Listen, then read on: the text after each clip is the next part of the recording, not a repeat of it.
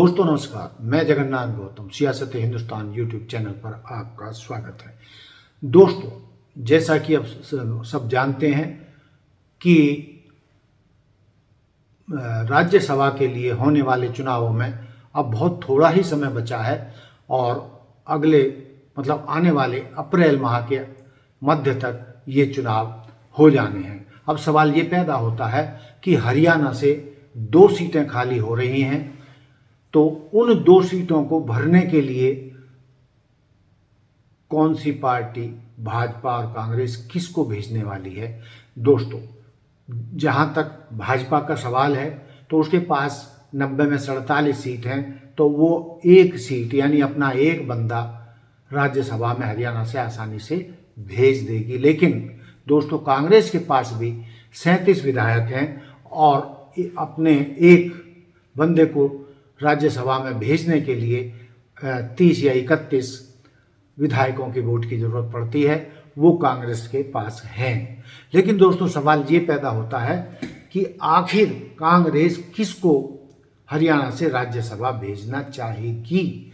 लेकिन दोस्तों, जो सारी चीज़ें और सारे सोर्सेस से बातें निकल कर आ रही हैं, खबरें निकल कर आ रही हैं बाहर, तो दोस्तों, जो कांग्रेस हाईकमान है, यदि हम उनकी पसंद की बात करें तो कांग्रेस हाईकमान हरियाणा से अभिषेक मनु सिंघवी, जो भारत के बड़े वकील हैं और कांग्रेस के ऊपर लादे गए सभी बड़े केसों की पैरवी करते हैं और आमतौर पर जीतते हैं, तो कांग्रेस उनको मान सम्मान देना चाहेगी और उनको राज्यसभा भेजना पसंद करेगी।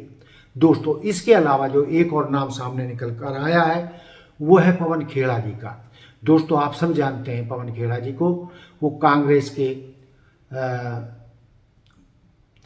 प्रमुख राष्ट्रीय प्रवक्ता हैं और आप देखते होंगे कि कांग्रेस की जो रोजाना लगभग प्रेस कॉन्फ्रेंस होती हैं उसमें पवन खेड़ा ही भाजपा की बखिया उधेड़ते नजर आते हैं और मीडिया के राष्ट्रीय प्रभारी होने के नाते कांग्रेस हाईकमान ये उनको सम्मान देना चाहता है, वो उनको भी राज्यसभा भेजना चाहता है। लेकिन दोस्तों, जैसा कि आप जानते हैं कि हरियाणा कांग्रेस में भूपेंद्र सिंह हुड्डा का डंका बजता है, जो 2 बार हरियाणा से कांग्रेस के सीएम रह चुके हैं।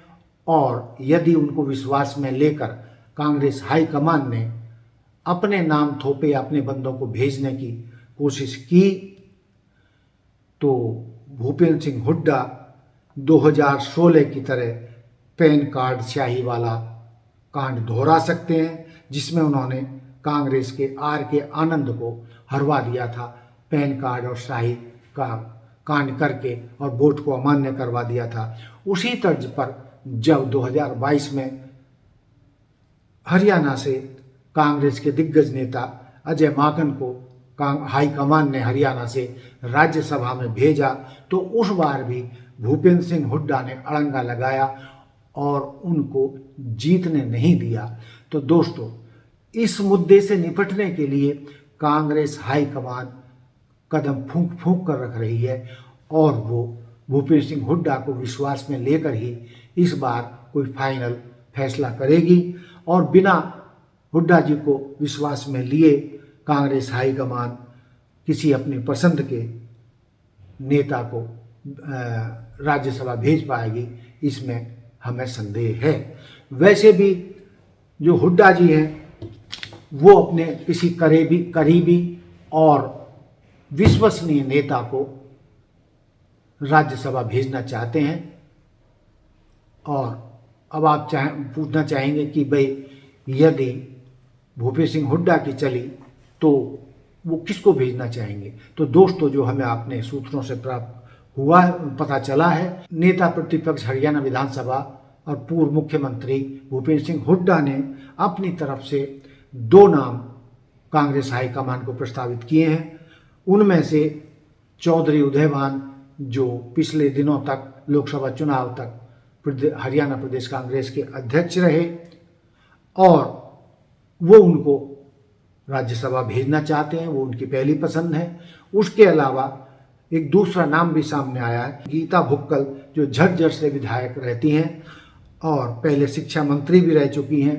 तो भूपेंद्र सिंह हुड्डा की विश्वसनीय हैं चौधरी उदयभान, गीता भुक्कल, दोनों दलित समुदाय से आते हैं और दोनों ही हुड्डा जी की गुड बुक में हैं, उनके विश्वसनीय हैं।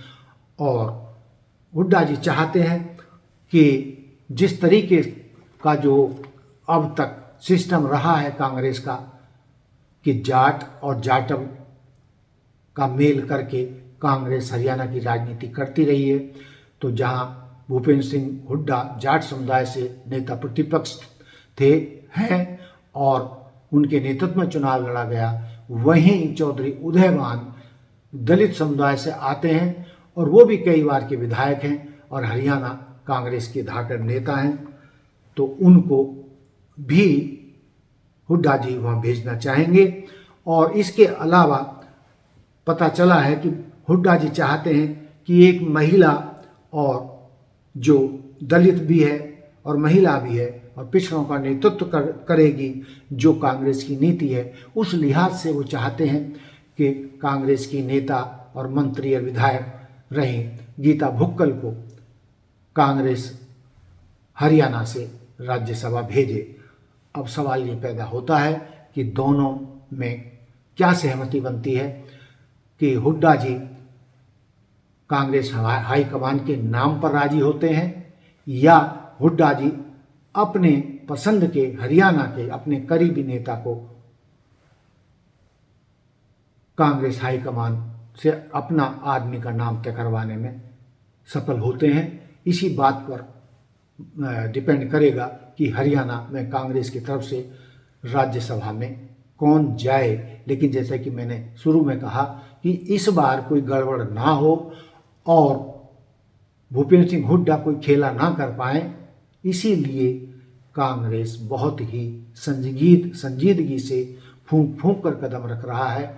और यदि वो अपनी पसंद हाईकमान अपनी पसंद के उम्मीदवार को सामने लाता है तो वो भूपेंद्र सिंह हुड्डा जी की सहमति के बिना नहीं लाएंगे।